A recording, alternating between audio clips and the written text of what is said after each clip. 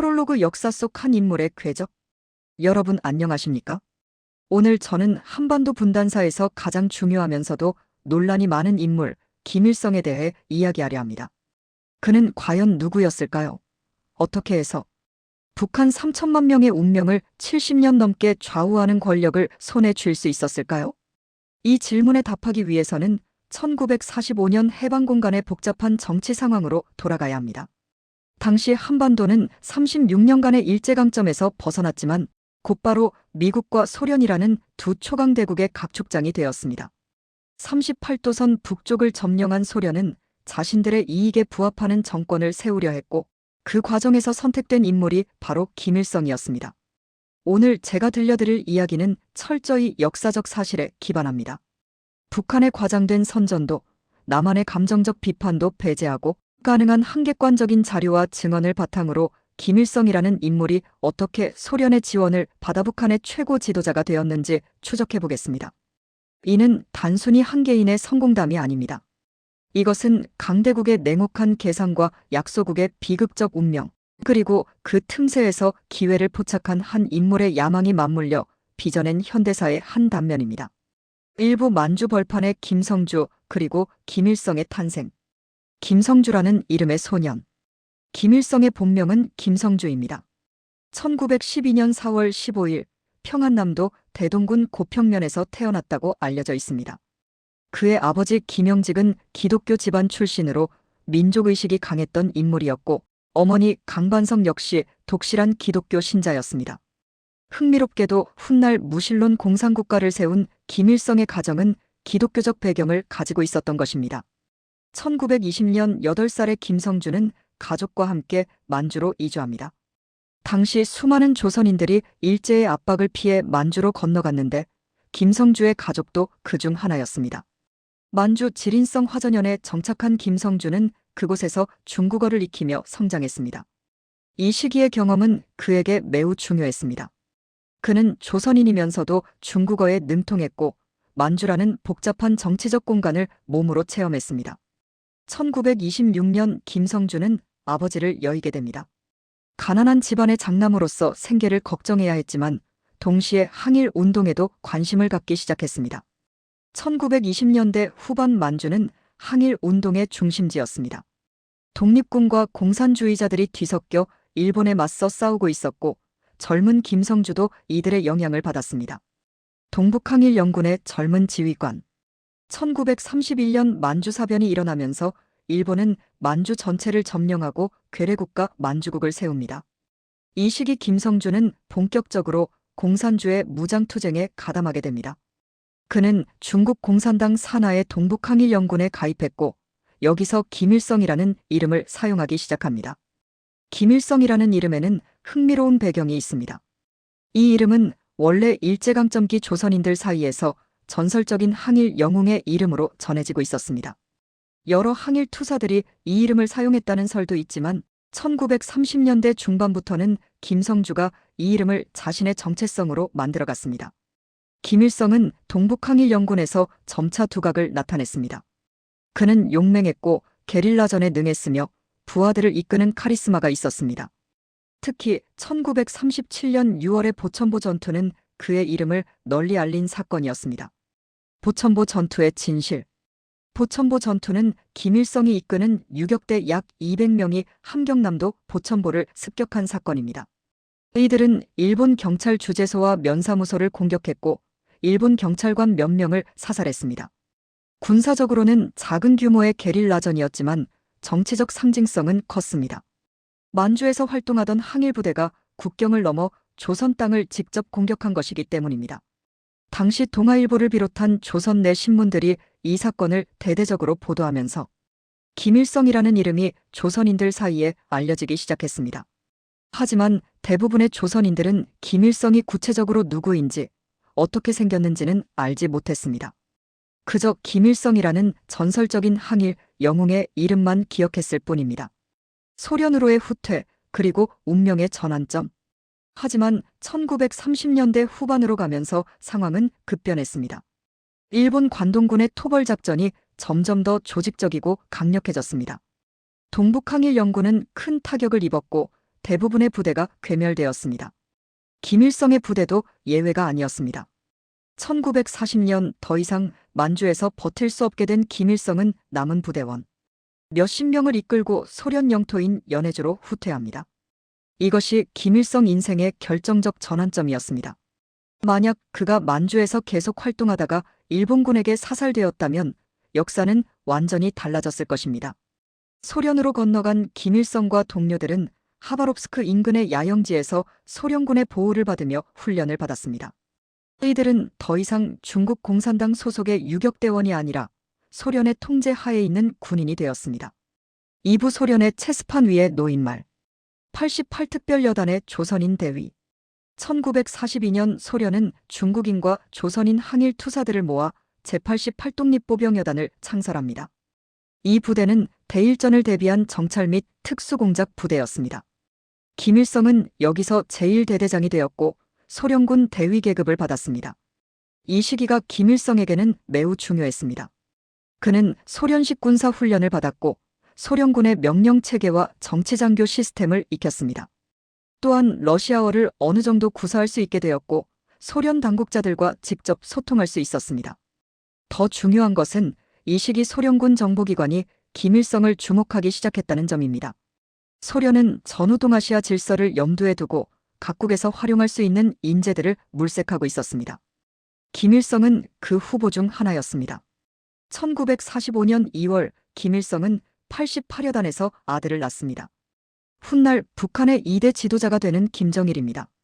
김일성은 이미 소련 땅에서 가정을 꾸리고 소련군 장교로서의 삶에 안주하고 있었던 것입니다. 스탈린의 한반도 전략 1945년 8월 15일 일본이 항복하자 소련은 즉시 한반도 북부로 진격했습니다. 스탈린의 목표는 명확했습니다. 한반도 북부의 소련의 우호적인, 더 정확히 말하면 소련이 통제할 수 있는 정권을 세우는 것이었습니다. 당시 소련군 제25군 사령관 치스차코프와 정치사령관 레베데프는 북한 지역의 정치 상황을 면밀히 분석했습니다. 그들이 직면한 과제는 복잡했습니다. 북한 지역에는 이미 여러 정치 세력이 존재하고 있었기 때문입니다. 첫째, 조만식을 중심으로 한민족주의 세력이 있었습니다. 조만식은 평안도의 정신적 지주로 존경받는 인물이었지만 공산주의자가 아니었고 소련의 정책에 협조적이지 않을 가능성이 높았습니다. 둘째, 서울의 박헌영이 이끄는 조선공산당이 있었습니다. 박헌영은 뛰어난 이론가이자 조직가였지만 너무 독립적이어서 소련이 통제하기 어려울 것으로 판단되었습니다. 셋째, 중국에서 활동한 연안파 공산주의자들이 있었습니다. 하지만 이들은 중국 공산당과의 연계가 강해서 소련 입장에서는 중국의 영향력 확대를 우려할 수밖에 없었습니다. 넷째, 소련에서 오랫동안 활동한 고려인 출신 소련파가 있었습니다. 이들은 소련에 충성스러웠지만 한반도에서의 기반이 전혀 없었고 조선어도 서툰 경우가 많았습니다. 김일성이라는 완벽한 카드. 이런 상황에서 김일성은 소련에게 매우 매력적인 후보였습니다. 소련군 수뇌부가 김일성을 선택한 이유를 분석해보면 다음과 같습니다. 첫째, 소련에 대한 의존성이었습니다.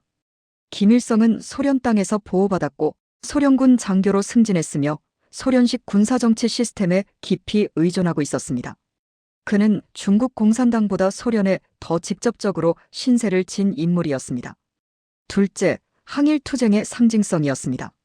비록 소규모 유격대 출신이었지만 보천보 전투로 인해 김일성이라는 이름은 이미 조선인들 사이에 어느 정도 알려져 있었습니다. 이 경력은 선전용으로 얼마든지 부풀릴 수 있었습니다. 셋째, 젊음과 가변성이었습니다. 1945년 당시 김일성은 33세의 젊은 나이였습니다. 이는 소련이 원하는 방향으로 정치적 이미지를 만들고 필요에 따라 통제하기 쉬운 인물이라는 의미였습니다. 넷째, 얕은 국내 기반이었습니다. 역설적이게 들리지만 김일성은 조선 국내에 탄탄한 조직 기반이 없었습니다. 이는 기존의 복잡한 이해관계에 얽매이지 않고 소련의 힘을 빌려 새로운 권력 구조를 만들기에 적합한 깨끗한 백지라는 의미이기도 했습니다. 귀국작전의 시작. 소련군 정치사령부는 김일성을 북한의 지도자로 만들기 위한 치밀한 계획을 세웠습니다. 1945년 9월 19일 김일성은 소련 군함을 타고 원산항에 도착했습니다. 그는 소련군 대위 군복을 입고 있었고 88여 단의 동료들과 함께였습니다. 하지만 김일성은 곧바로 대중 앞에 나서지 않았습니다. 소련은 먼저 그를 기존 지도자들에게 소개시키는 작업부터 시작했습니다. 특히 조만식 선생과의 만남은 중요했습니다. 당시 북한 지역에서 가장 존경받는 지도자였던 조만식 선생의 권위를 빌려 김일성의 정통성을 확보하려는 계산이었습니다. 김일성은 조만식 선생을 만나 깍듯이 선생님이라 부르며 자신을 낮췄습니다. 조만식 선생도 이 젊은 항일 투사를 반갑게 맞이했습니다. 하지만 이들의 협력 관계는 오래가지 못했습니다. 곧 신탁 통치 문제를 두고 결정적인 갈등이 벌어지게 됩니다. 삼부 평양 무대 위의 새로운 주인공. 1945년 10월 14일 운명의 무대. 소련군은 김일성을 대중에게 소개할 무대를 준비했습니다. 1945년 10월 14일 평양 공설운동장에서 소련군 환영 평양시민대회가 열렸습니다.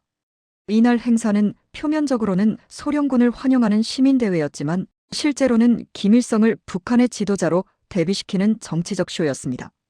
운동장에는 10만 명의 인파가 몰려들었습니다. 사람들은 기대에 부풀어 있었습니다. 전설의 김일성 장군을 직접 볼 수 있다는 생각에 흥분했습니다. 하지만 그들이 상상했던 김일성은 백발의 노장군이었습니다. 축지법을 쓰고 호랑이를 맨손으로 잡는다는 전설적인 영웅 말입니다. 단상에 소련군 사령관들과 함께 양복을 입은 젊은이가 올라왔습니다. 소련군 정치사령관 레베데프 소장이 마이크 앞에 섰습니다. 동지 여러분, 오늘 우리는 위대한 항일 영웅을 만나게 되었습니다. 조선 민족의 해방을 위해 15년간 일본 제국주의와 싸워온 불굴의 투사 김일성 장군입니다. 순간 군중석이 술렁거렸습니다. 사람들은 당황했습니다. 저 젊은이가 김일성이라고. 가짜 아닌가? 김일성 장군은 벌써 60이 넘었을 텐데. 소련 놈들이 가짜를 데려온 거 아냐? 실망과 의혹의 시선이 쏟아졌습니다. 하지만 김일성은 준비된 연설문을 차분히 읽어내려갔습니다. 친애하는 동포 여러분, 우리는 이제 일본 제국주의의 쇠사슬에서 해방되었습니다. 하지만 진정한 해방은 우리 스스로 만들어가야 합니다. 힘 있는 사람은 힘으로, 지식 있는 사람은 지식으로, 돈 있는 사람은 돈으로 새로운 조선 건설에 이바지합시다. 그의 목소리는 힘차고 명료했습니다. 연설 내용도 대중의 마음을 사로잡기에 충분했습니다. 소련군은 이날 행사를 위해 치밀하게 준비했습니다. 곳곳에 바람잡이를 배치해 박수와 환호를 유도했고 소련의 위력을 과시했습니다. 가짜 김일성 논란과 소련의 대응. 김일성의 공식 데뷔는 성공적이었지만 가짜 김일성 논란은 쉽게 가라앉지 않았습니다. 많은 사람들이 여전히 의구심을 품고 있었습니다.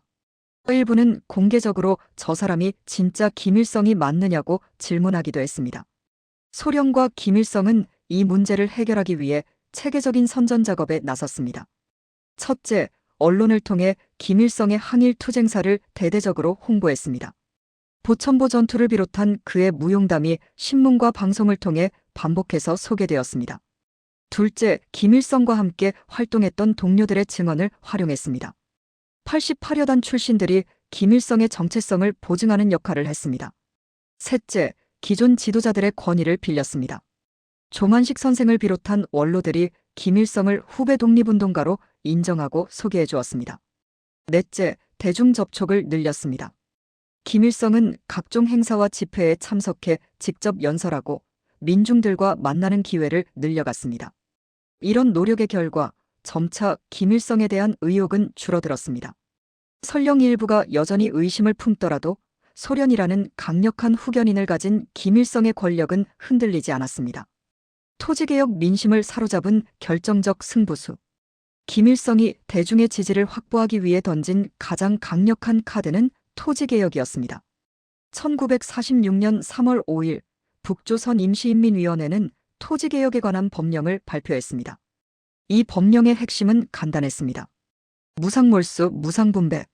지주들의 토지를 보상 없이 몰수하여 농민들에게 무료로 나누어 주겠다는 것이었습니다. 구체적으로는 오정보약 5헥타르 이상의 토지를 소유한 지주, 일본인과 친일파의 토지, 종교단체와 각종 기관의 토지를 몰수 대상으로 정했습니다. 이 정책은 폭발적인 반응을 불러일으켰습니다. 당시 북한 인구의 절대 다수를 차지했던 소작농들에게는 꿈 같은 소식이었습니다. 하루아침에 자신의 땅을 갖게 된 농민들은 김일성에게 열광적인 지지를 보냈습니다. 반면 땅을 빼앗긴 지주들과 부유층, 기독교인들은 큰 타격을 입었습니다. 많은 사람들이 재산을 포기하고 38선을 넘어 남쪽으로 피난을 떠났습니다. 이들이 바로 월남민의 1차 물결이었습니다. 토지개혁은 김일성에게 여러 가지 효과를 가져다 주었습니다. 첫째, 농민 대중의 절대적 지지를 확보했습니다.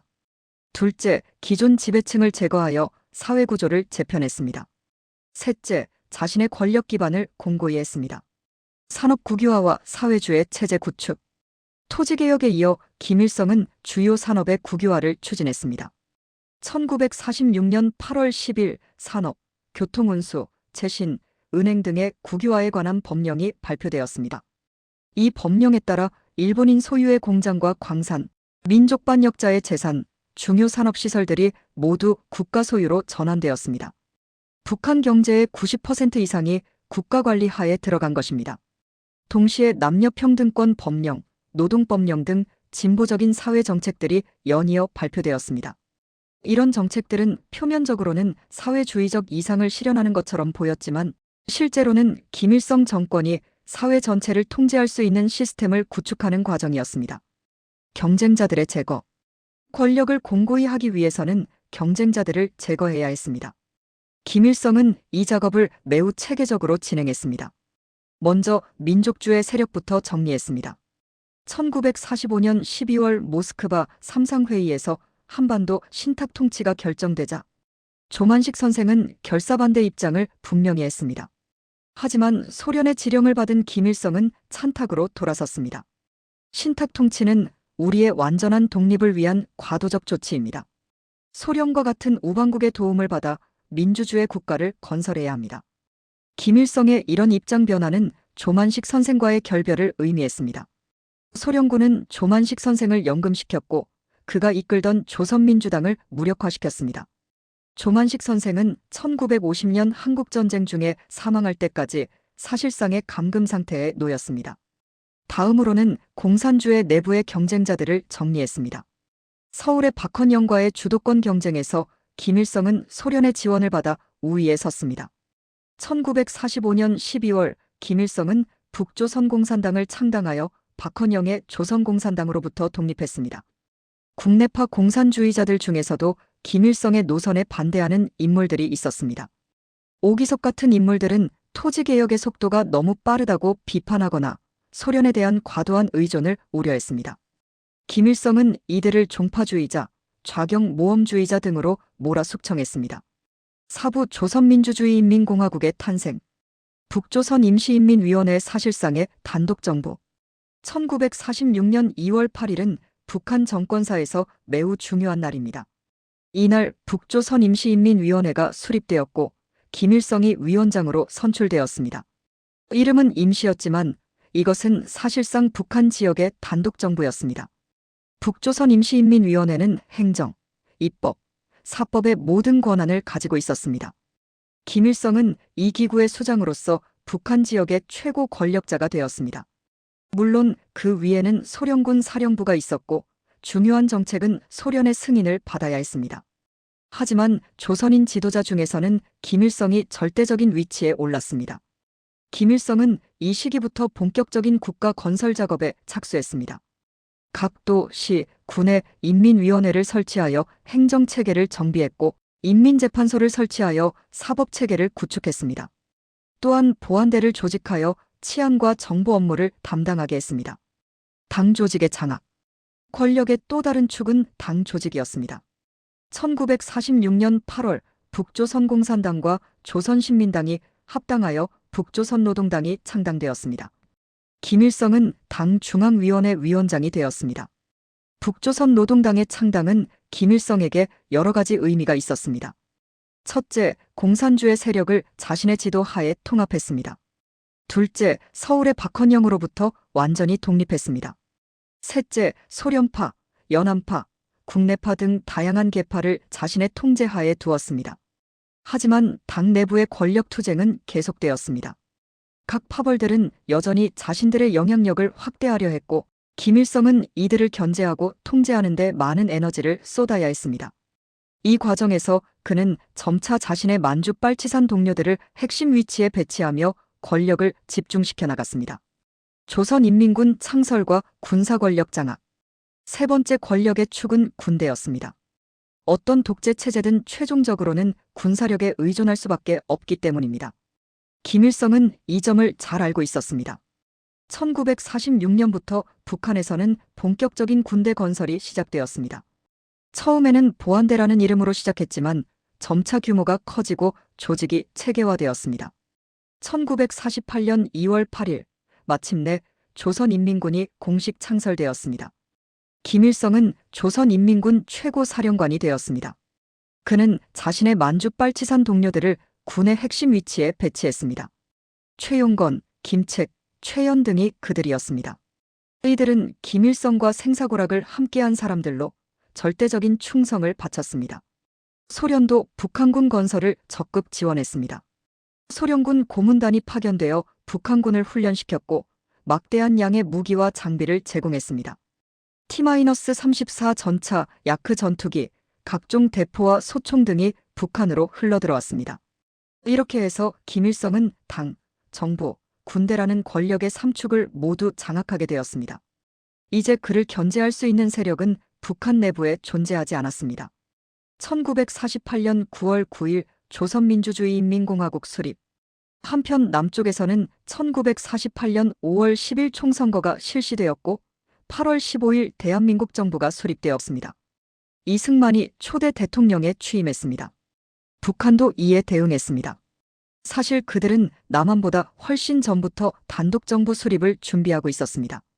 1948년 8월 25일 북한에서는 최고인민회의 대의원 선거가 실시되었습니다. 공식 발표에 따르면 투표율 99.97%, 찬성률 100%라는 경이적인 결과가 나왔습니다.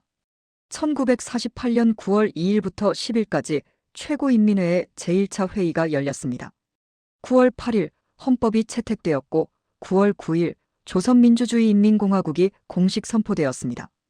김일성은 내각 수상에 선출되었습니다. 동시에 그는 조선인민군 최고사령관이기도 했습니다. 명목상으로는 최고인민회의 상임위원회 위원장인 김두봉이 국가원수였지만 실권은 완전히 김일성이 쥐고 있었습니다. 김일성은 정권 수립 선포식에서 다음과 같이 연설했습니다. 조선민주주의인민공화국의 수립은 우리 민족사의 길이 남을 경사입니다. 우리는 이제 진정한 인민의 나라, 민주주의 국가를 건설했습니다. 하지만 우리의 과업은 여기서 끝나지 않습니다. 분열된 조국을 통일하고 완전한 독립을 쟁취해야 합니다. 이로써 한반도에는 서로 다른 이념과 체제를 가진 두 개의 국가가 공식적으로 수립되었습니다. 분단이 고착화된 것입니다. 소련의 지원과 김일성 체제의 완성. 정권 수립 후에도 소련의 지원은 계속되었습니다. 1948년 말 소련군은 북한에서 철수한다고 발표했지만 실제로는 막대한 군사 지원을 남겨두고 떠났습니다. 소련이 북한에 제공한 지원 규모는 엄청났습니다. 전차 242대, 자주포 176문, 야포 1728문, 박격포 4641문, 전투기 178대, 각종 소화기 30만 정 등이 북한으로 이전되었습니다. 이는 당시 남한군의 장비를 압도하는 수준이었습니다. 또한 수천 명의 군사 고문관과 기술자들이 북한에 남아 김일성 정권을 지원했습니다. 이들은 군사훈련뿐만 아니라 경제계획, 행정체계 구축, 선전활동 등 국가 운영의 모든 분야에서 조언과 지도를 제공했습니다. 김일성은 이런 지원을 바탕으로 점차 독재체제를 공고히 해나갔습니다. 1948년부터 1950년 사이에 당 내부의 반대파들이 대거 숙청되었고 김일성에 대한 개인 숭배가 본격화되었습니다. 언론과 교육을 통해 김일성은 민족의 태양, 위대한 수령으로 선전되기 시작했습니다. 그의 항일 투쟁 경력은 과장되고 신화화되었습니다. 보천보 전투는 세계 혁명사에 빛나는 위대한 승리로 포장되었고 그의 출생지 만경대는 성지가 되었습니다. 에필로그 분단의 완성과 전쟁의 그림자. 김일성은 누구였는가? 여러분, 지금까지 우리는 김일성이 어떻게 소련의 지원을 받아 북한의 최고 지도자가 되었는지 살펴보았습니다. 이제 처음의 질문으로 돌아가 보겠습니다. 김일성은 과연 누구였을까요? 그는 일제강점기 만주에서 항일 무장투쟁에 참여한 젊은 혁명가였습니다. 하지만 동시에 일본군의 토벌에 밀려 소련으로 도피한 패배한 유격대장이기도 했습니다.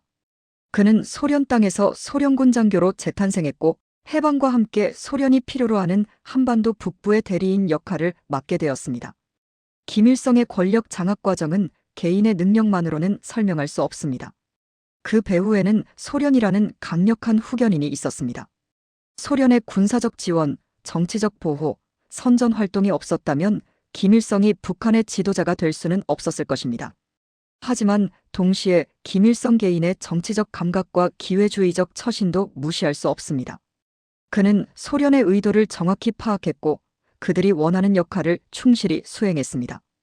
토지개혁을 통해 농민들의 지지를 확보했고 경쟁자들을 체계적으로 제거하며 권력을 공고히 했습니다. 분단의 비극과 전쟁의 전조. 김일성의 집권 과정은 한반도 분단사의 핵심입니다. 1948년 남북한에 각각 단독 정부가 수립되면서 분단이 고착화되었고 이는 곧 더 큰 비극의 전조가 되었습니다. 소련군이 철수하면서 남겨준 막대한 무력을 손에 넣은 김일성은 무력 통일의 꿈을 키우기 시작했습니다. 그는 스탈린을 설득하여 남침 승인을 받아냈고 1950년 6월 25일 한국전쟁을 일으켰습니다. 그 결과는 참혹했습니다. 3년간의 전쟁으로 수백만 명이 죽거나 다쳤고 한반도는 완전히 폐허가 되었습니다. 수많은 가족이 헤어졌고 분단은 더욱 깊어졌습니다. 김일성이 소련의 지원을 받아 권력을 잡은 과정이 결국 이런 비극으로 이어진 것입니다. 역사의 교훈. 오늘 우리가 살펴본 김일성의 권력 장악 과정은 여러 가지 교훈을 줍니다. 첫째, 강대국의 개입이 약소국에 미치는 영향의 심각성입니다. 미국과 소련의 냉전 논리가 한반도를 둘로 갈라놓았고 그 상처는 70년이 지난 지금까지도 아물지 않고 있습니다. 둘째, 권력의 공백기에 나타나는 기회주의의 위험성입니다. 해방 직후의 혼란 속에서 김일성 같은 인물이 외세의 힘을 빌려 권력을 장악할 수 있었습니다. 셋째, 개인 독재 체제의 형성 과정입니다. 김일성이 당, 정부, 군대를 차례로 장악하며 절대권력을 구축해 나간 과정은 독재 체제 연구의 중요한 사례가 됩니다. 넷째, 선전과 조작의 위력입니다.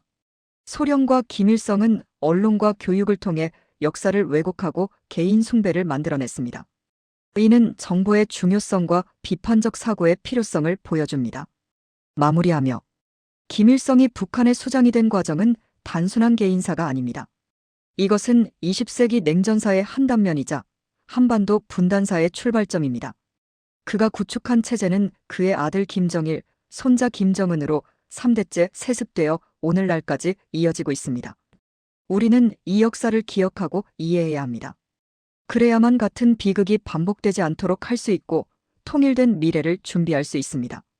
김일성이라는 한 인물의 권력 장악 과정을 통해 우리는 분단의 뿌리를 이해하고 평화통일의 의미를 되새길 수 있을 것입니다. 역사는 과거의 일이 아닙니다. 그것은 현재를 이해하고 미래를 준비하는 거울입니다. 오늘 이 이야기가 여러분에게 그런 거울 역할을 했기를 바라며 긴 이야기를 마치겠습니다. 들어주셔서 감사합니다.